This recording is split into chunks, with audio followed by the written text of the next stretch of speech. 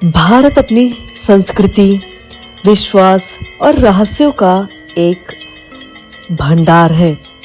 आश्चर्यों की इस भूमि में हर जगह या तो इतिहास छिपा है या रहस्य। रहस्यों के लिए प्रसिद्ध ऐसी ही एक जगह है राजस्थान में मेहंदीपुर बालाजी। मेहंदीपुर बालाजी मंदिर राजस्थान के दौसा जिले में स्थित एक हिंदू मंदिर है जो शक्ति के देवता भगवान हनुमान को समर्पित है। शक्तिशाली हिंदू भगवान को बालाजी के नाम से भी जाना जाता है, इसलिए मंदिर का नाम बालाजी पड़ा। कई भक्तों का मानना है कि इस स्थान पर जादुई शक्तियां हैं और इसलिए यह तीर्थ स्थल हर दिन हजारों भक्तों का गवाह है जो काले जादू से मुक्ति पाने के लिए यहाँ पर आते हैं। ऐसा माना जाता है कि यह भूत और बुरी आत्माओं को दूर भगाने के लिए सबसे अच्छा प्रतिशाप प्रदान करता है।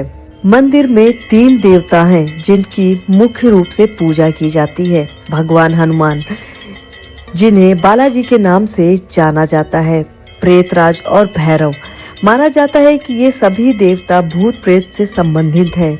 इस मंदिर से जुड़ी किंवदंती एक दिव्य शक्ति की बात करती है। ऐसा माना जाता है कि यहाँ जिस मूर्ति की पूजा की जाती है वह अपने आप प्रकट हुई थी। किंवदंती में दिव्य शक्ति के बारे में बताया जो मंदिर की परिक्रमा करती है। ऐसा माना जाता है कि इस शक्ति में बुरी आत्माओं से प्रभावित लोगों को ठीक करने की क्षमता है और उन्हें काले जादू के चंगुल से मुक्त कराने में मदद करती है। अगर आप अलौकिक शक्तियों या भूत प्रेतों में विश्वास नहीं करते हैं तो मेहंदीपुर बालाजी मंदिर में आने के बाद आप ऐसा करने लगेंगे। अगर आपको डरावनी फिल्में देखना पसंद है या कुछ भूतिया कहानियां सुनना पसंद है तो यह आपके लिए घूमने के लिए जगह है और साथ ही यहाँ के इतिहास के बारे में भी जानना आपको ज़रूरी है। फिर आपको भी भूत प्रेतों में विश्वास होने लगेगा कि हाँ, कोई इस संसार में शक्ति है जो हमारे आसपास रहती है। वहीं इसके इतिहास की बात करें तो भारत के प्रसिद्ध मंदिरों में से एक है इसका इतिहास। इस मंदिर के 3 देवता हैं।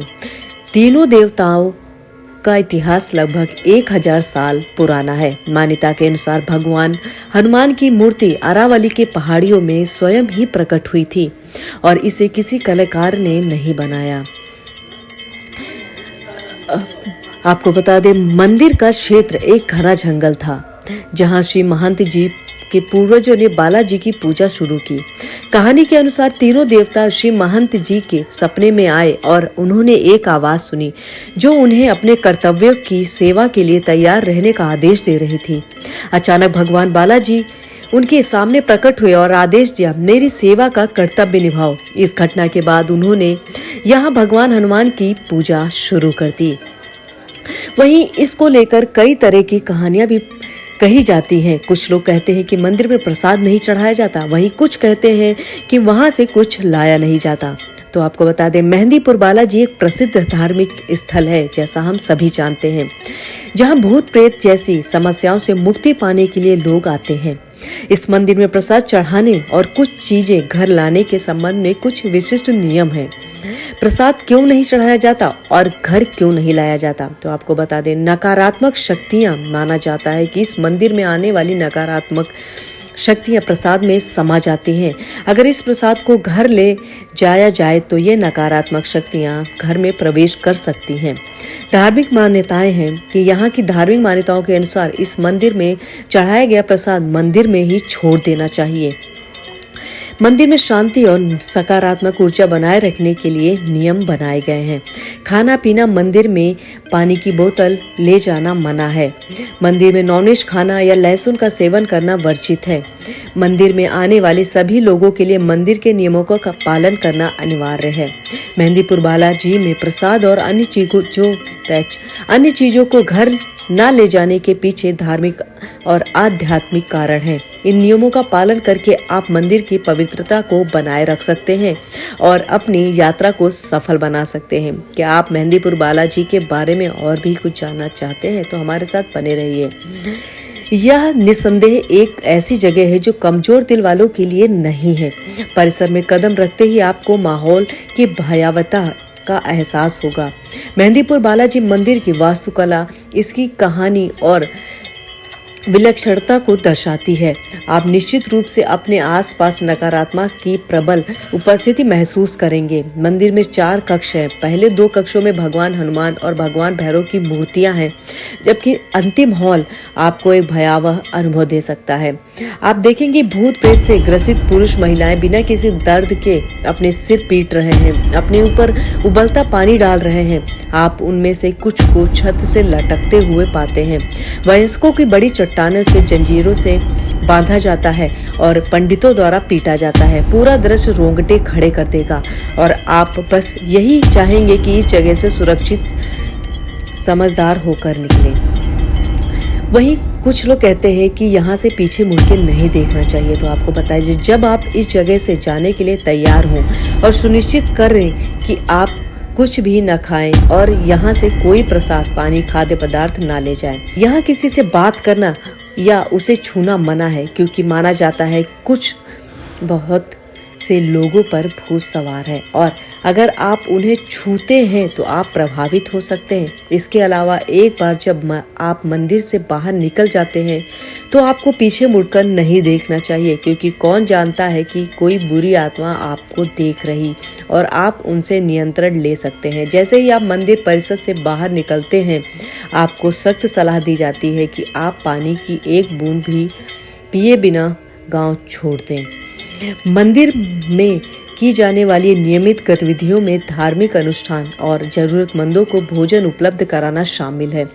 कुछ विशिष्ट अनुष्ठान हैं जो आगंतुकों द्वारा किए जाने वाले चाहिए, यह सुनिश्चित करते हुए कि सही क्रम का पालन किया जाए। अनुष्ठानों को मोटे तौर पर 3 भागों में वर्गीकृत किया जा सकता है।